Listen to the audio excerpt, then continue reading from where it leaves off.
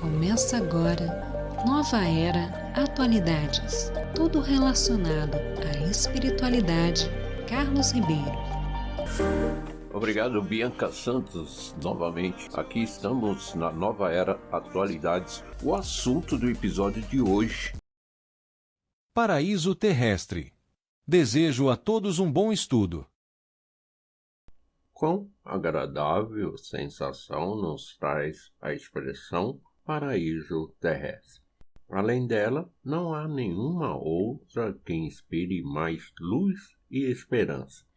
No entanto, a maioria das pessoas considera o paraíso terrestre uma utopia, algo sem qualquer possibilidade de realização. Quanto a mim, estou convicto de sua concretização e sinto-a bem próxima. Precisamos meditar profundamente no porquê da grande advertência do Santo Cristo de Nazaré.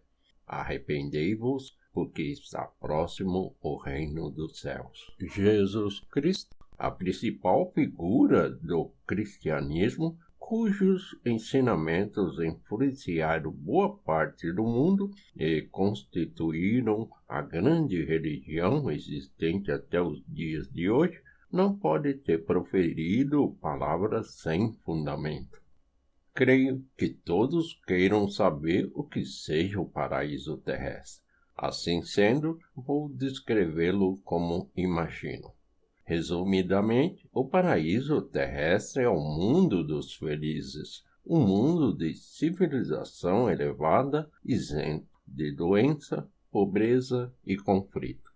Portanto, é nossa grande tarefa encontrar uma forma de transformar em paraíso este atual mundo em que a humanidade vive aflita em meio a inúmeros sofrimentos como a doença, a pobreza e o conflito. Inicialmente, precisamos descobrir como eliminar a doença, uma vez que ela é a principal causa dos 3 grandes infortúnios. Em seguida, vem a pobreza, que também tem como causa primária a doença, enquanto a ideologia equivocada, a pobreza política, a organização social deficiente são causas secundárias. A ideologia que tende para o conflito é motivada pelo estado selvagem de que a humanidade ainda não conseguiu se libertar. Por conseguinte, a questão fundamental é como eliminar estes 3 grandes infortúnios.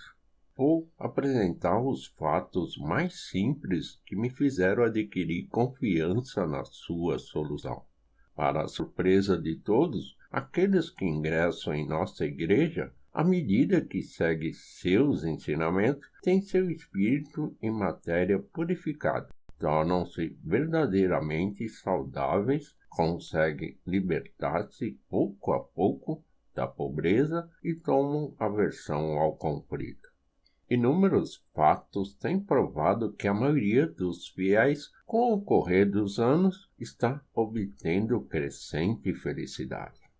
Não aprecio salientar os defeitos alheios, mas permitam-me que eu faça referência às pessoas que, embora possuam a fé, padecem de doenças graves ou sofrem com a pobreza, porém satisfeitas e contentes. Comparando-as com os descrentes, pode ser que estejam salvas espiritualmente, mas somente o espírito está salvo, e não a matéria. Ou seja, a salvação foi feita pela metade. A verdadeira salvação deve abranger o espírito e o corpo físico.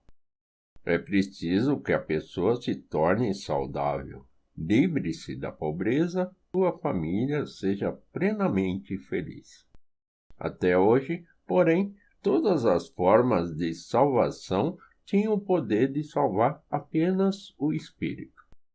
Sem opção, as pessoas resignavam-se considerando que a fé se limitava à salvação do espírito. A comprovação disso está nos religiosos que afirmam que a fé que busca graças recebidas nesta vida é de nível inferior. Trata-se de uma concepção estranha, pois não há quem não aspire a graças nessa existência. E ainda, se alguém se queixa dos sofrimentos da doença, é estranho dizer-lhe que o ser humano deve superar a vida e a morte. Ora, ninguém é capaz de tal superação. Admitir que conseguiu tal coisa é enganar a si próprio. Um episódio relacionado à história do mestre Soho Takuan, monge zen budista, é bem ilustrativo. Quando ele estava à beira da morte, cercado de pessoas, alguém se solicitou que redigisse suas últimas palavras. Deram-lhe o papel e pincel, e Takuan escreveu: "Não quero morrer", imaginando algum engano, pois julgavam que um mestre tão notável não escreveria tal coisa.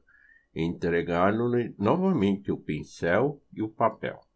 E o célebre monge, desta vez, escreveu: "Não quero morrer de jeito nenhum".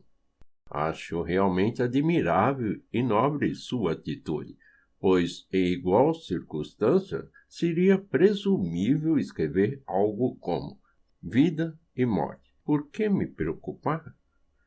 O mestre, porém, abandonou todo o falso orgulho e revelou francamente seus sentimentos. E isso merece consideração porque um monge célebre comumente não agiria assim. Na sociedade, há muitas pessoas que, almejando salvar o próximo, fazem autopropaganda, apesar de ainda não viverem livres dos 3 infortúnios: doença, pobreza e conflito. A intenção pode ser boa, mas não é a forma ideal. Isso porque somente após termos conseguido nossa salvação e felicidade é que devemos pensar em conduzir à fé outras pessoas que vivem numa vida infernal, para que também se tornem felizes como nós.